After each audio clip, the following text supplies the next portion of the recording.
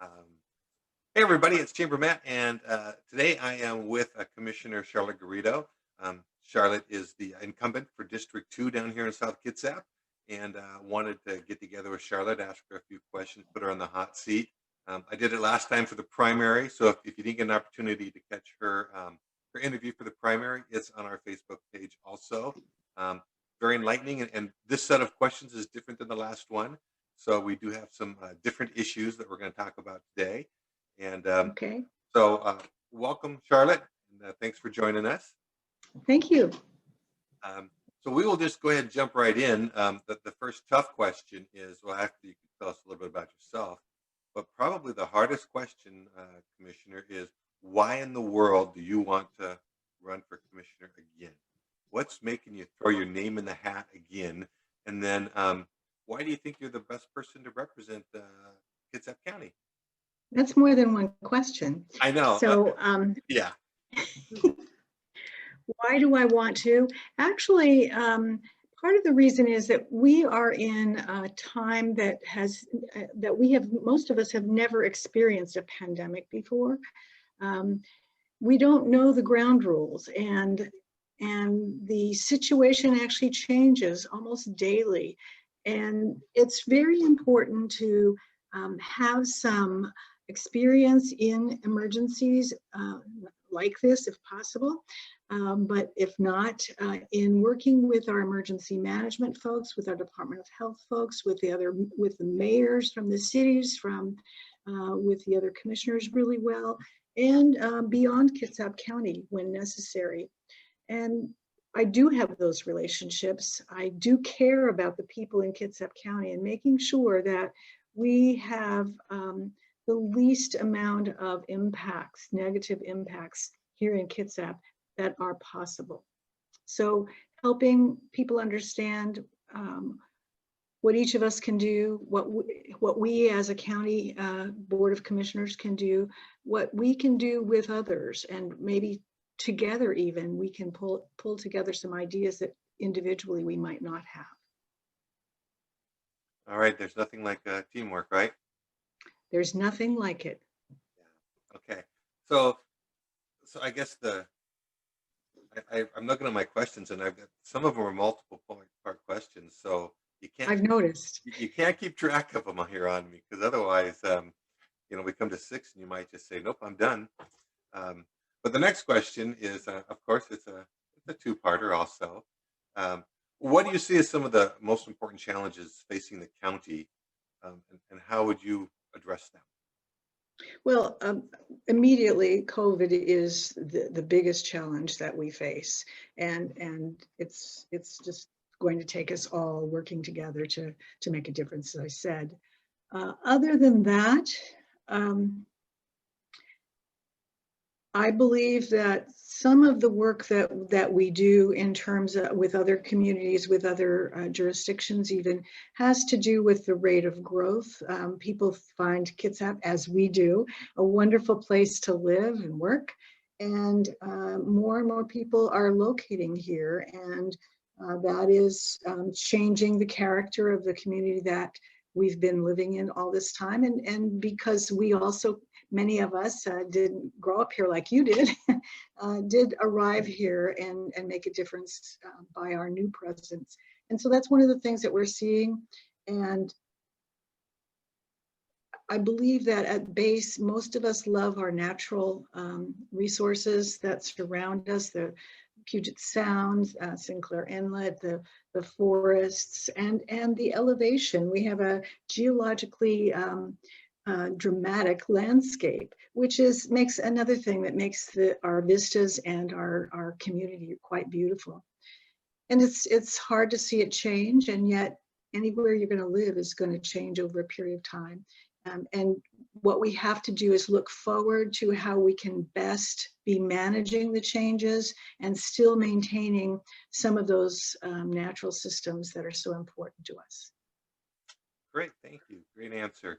So it's Thank you. interesting. I don't know, maybe I did a little bit better job of phrasing some of these questions this time, because two other questions I've got coming up. One is on growth management.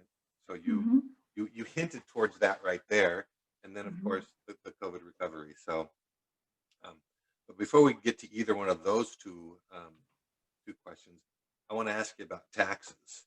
And I know that the county's taxing is limited. I mean, you only got a limited number of sources. But as citizens of Washington State and the United States, we do have B&O taxes and gas taxes and excise taxes and property taxes and sales tax and income tax, capital gains tax. Seems like there's just about a tax on everything.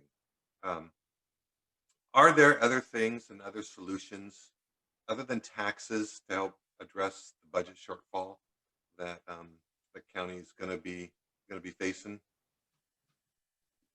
Well, that's actually a really great question. And taxes at base is where our income for county government comes from. Most governments come from. Ours is mostly sales tax. And I do believe that that other jurisdictions look at taxes.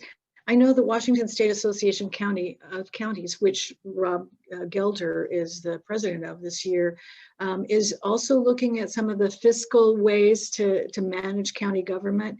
And I guess I haven't been as deeply involved in that because he is the president as I would like to be. And maybe I'm still looking forward to when the association actually puts together fora that we can be discussing. Because you work with the Chamber of Commerce and with businesses in South Kitsap, I think it would be really valuable to also include you in that kind of conversation, you and members of the Chamber and the business community. I think I've said this to you before. I'd really like to have a closer relationship with those who walk a different path than I do, but we are still in the same community and have some of the same goals.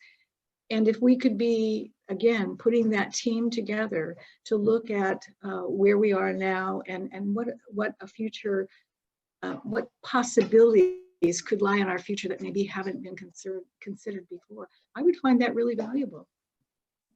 Well, I know that I'd be more than happy to participate as much as I can, and I look forward to hearing more from you on that in the future. And I know the businesses, they're just feeling kicked around quite a bit, and and COVID's, like I said, COVID's another question because COVID is unprecedented. It's exacerbating the problem significantly. Yeah. Mm-hmm. And so the next part of the question is, with dealing with the COVID, the county has been great, in my opinion, on the CARES funding. It's coming down from above for businesses, for individuals, for rent relief, for those things. I know the Washington State Department of Commerce is putting together, has grants that KEDA's administering also. Are there other things, or do you have recommendations on how and what local government can do besides throwing more money at it in helping with the recovery from COVID-19? Well,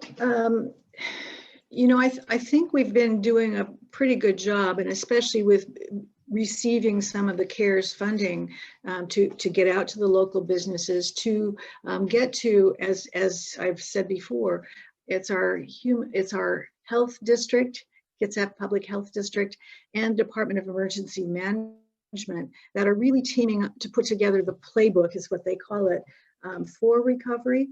We also routinely hear from the governor, who holds press conferences about what kinds of emphasis he's seeing statewide that might need to happen. And it may be a really good idea for us to have monthly, maybe check-ins with the business community about some of the possibilities.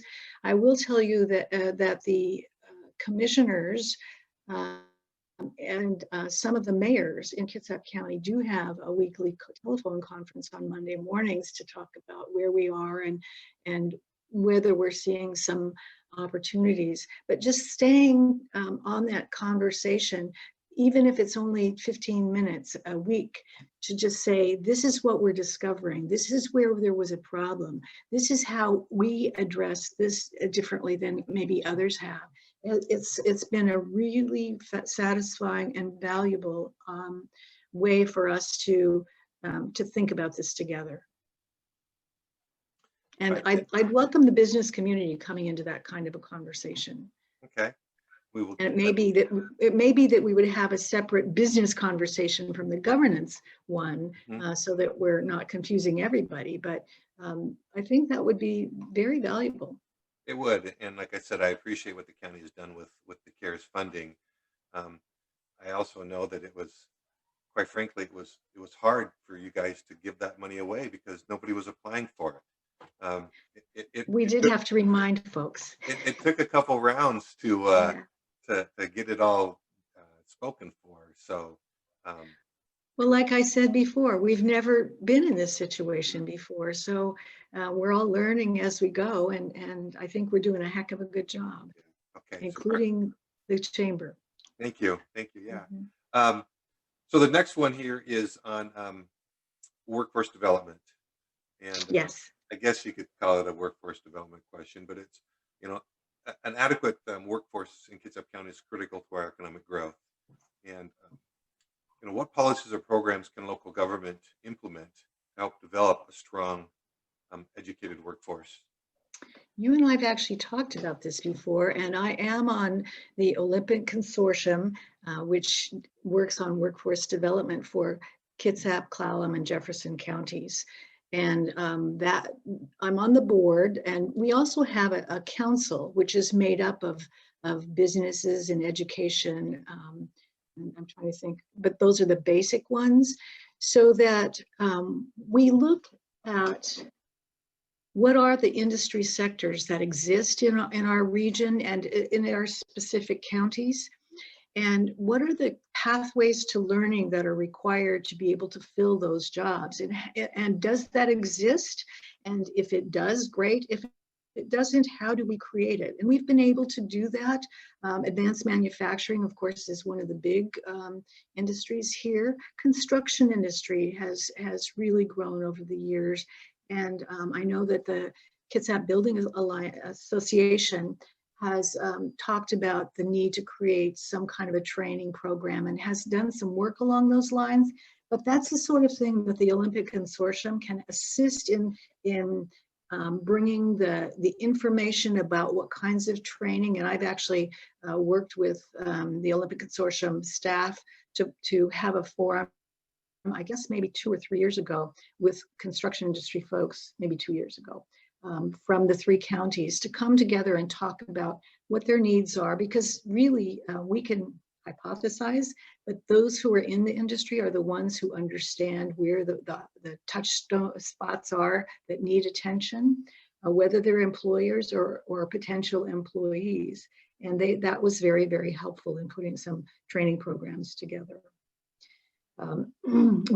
Several years ago, we also found that healthcare was one of those industries that needed a lot of attention. Every single community needs good, solid healthcare.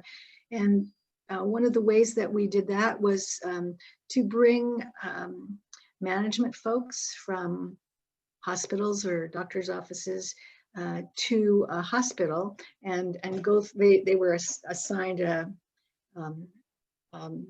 medical need or symptoms, and then they needed to go through the hospital and talk with the individuals who would care for them with that particular disease or injury. And it was we did that with students as well as in a separate pathway, as well as the professionals, and found that it was enlightening for both the students and for the existing professionals. So maybe we could repeat some of that kind of play acting or walking through what possibilities we might not understand, having not gone through it before exactly that way. But workforce development is something that's really, really important to me. I think you know that I worked for WSU Extension for a little while, and helped put together some educational pathways and programs for them several years ago. We all need to learn. It doesn't need to be painful. It can be very interesting in the way that we learn how to work or to be a good employer. And so those kinds of training pathways exist across the state, across the nation, but especially within our area, our 3-county area. We have enough overlap and similarity in the kinds of professions that we train for that we can be sharing ideas. All right, super. Thank you. Mhm. Last question. See, so Wow. I don't know. Yeah, they kind of go fast, don't they? Time flies when you're having fun. But this is the growth management question. Mhm. And I guess in your own words or your interpretation, how has growth management impacted the Growth Management Act? How has it impacted Kitsap County? And what effects does it play on economic development? And the big question is do you think it's the best direction for us with the Growth Management Act the way it is now?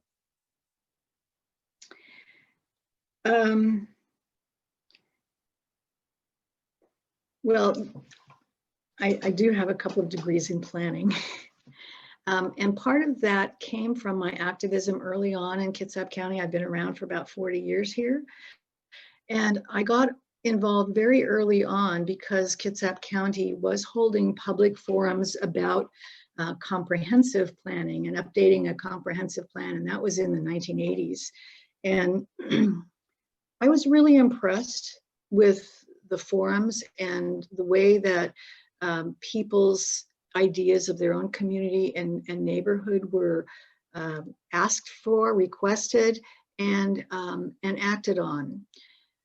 One of my frustrations over time, though, was that they became, as they were enacted, the formality seemed distant from the input that I had heard and committed myself.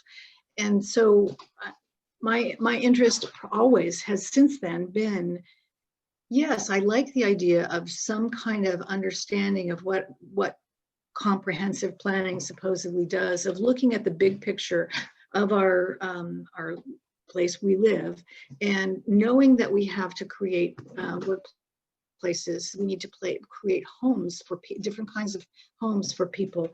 We want to have playgrounds and parks. We want to have good transportation. We want shopping and economic development to happen in our community. So how do we do that well? And so I guess for me, one of the questions is, how can that happen in a way that is continually recycling the conversation between those who live in their neighborhoods and understand their daily life, and those who are putting plans and so forth together. And I'm saying that even as we, Kitsap County, are looking at updating our existing comprehensive plan.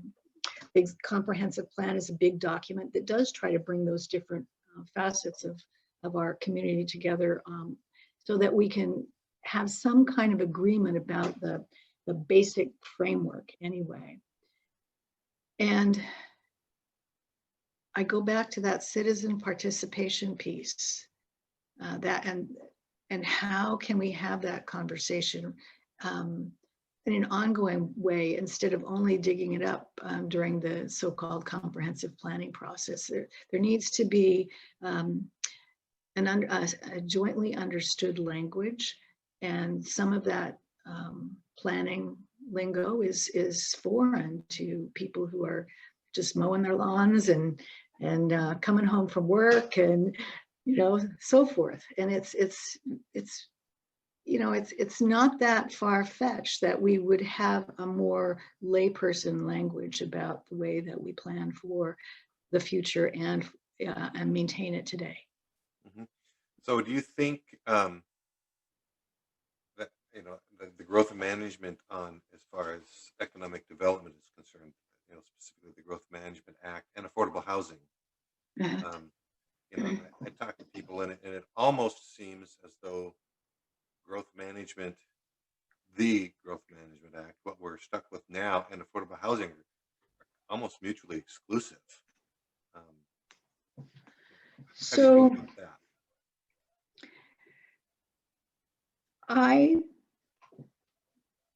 I think part of it is that we're not, growth management really, for me, was established in, I think, 1989, 1990, the Growth Management Act. And what it did is it sort of formalized the pieces of what a comprehensive plan should have in it. So it's about the housing, it's about the natural resources, it's you know, about the facilities, et cetera. And I think it's, and this is just me, but you might help me with this observation. It still seems like we are formalizing the structure of the comprehensive plan in a way that to folks who don't understand the language that's being used is too formal and maybe needs just a little bit more frequent interaction between the daily lived existence of how I use that roadway or that transportation network, or how I get through this particular neighborhood, or what it takes for me to get from where I live to where I shop for my groceries, kind of things. I think there's not an ill spirit in creating these kinds of structures. I think it's the lack of the linkage between daily life and that piece of that document that lays out where we're living now and what we expect maybe to happen in the future, because we know that population continues to increase. And I think that's the challenge, is figuring out where those people are going to go and where they're going to live. And I mean, I've seen the plans for Port Orchard and, you know, for the city, and you know, with the Growth Management Act calling for, okay, Port Orchard should have X number of professionals, and you know, and things like that. It is a complicated piece. So I wonder if especially the economic development community challenges the Growth Management Act, but if we could have a better, more robust conversation about our own workday balance between our home life and what it takes to have businesses existing, is there some way that livability could be built into this definition a little bit more? Mm-hmm. Yeah, that's a good point. Good point. Yeah. So that's the questions. Now is your opportunity, I guess, to get the last word in, so to speak. Only know, one. I'll probably still have to. You know, I got a dog who's always got to have the last yip. Okay. So I will. But you know, I don't know. Did you want? Can you go and summarize your campaign? Summarize what you stand for. Why folks should vote for you. And okay. Well, one of the things I continue to say is our future depends on a strong economy, a healthy environment, and people working together. For me, that is why I am in this position. It's constantly trying to make sure that we are talking to one another about the different facets of our own lives, and therefore the facets of our community life that are important to us. I have been doing this job for a long time. I did go back to school between a couple of terms so that I could learn even more about comprehensive planning, first of all, and my focus was on citizen participation, and especially those who tend to be the least heard and yet also have opinions. I have worked on this for many, many years, and it's come a long way. Some of the work that I do with outreach to neighborhoods, communities, and helping them imagine their future community and document it, put together some of their own plans for their own community, whether it's Olalla or Manchester, or Burley, for example. I'd like to take that big step forward to, with the experience I have, with the relationships that I have, to be able to, I think I've expressed the word living, you know, how we want to live, how we do live, how we want to live into the future. Maybe expand that very conversation that we've been talking about, and bring the skills and knowledge and relationships that I have made over the years to be able to do that. Okay. So Commissioner Garrido, thank you for joining us. It's been enlightening. I've got some more questions for you, so we can hang around. But again, thank you for coming. If you haven't seen the commissioner's presentation, her interview for the primary, I encourage you to go check out our Facebook page. Not our Facebook page, but our YouTube channel. And we also have her opponent, Orrin Root, has his interviews are on there. Check them out. I encourage everybody to vote in about 2 weeks from now. You'll be partying one way or the other. The Garrido household will be able to sleep through the night now. So, thank you so much for interviewing me and for your great questions. Super. I appreciate it. Thank you. Thank you.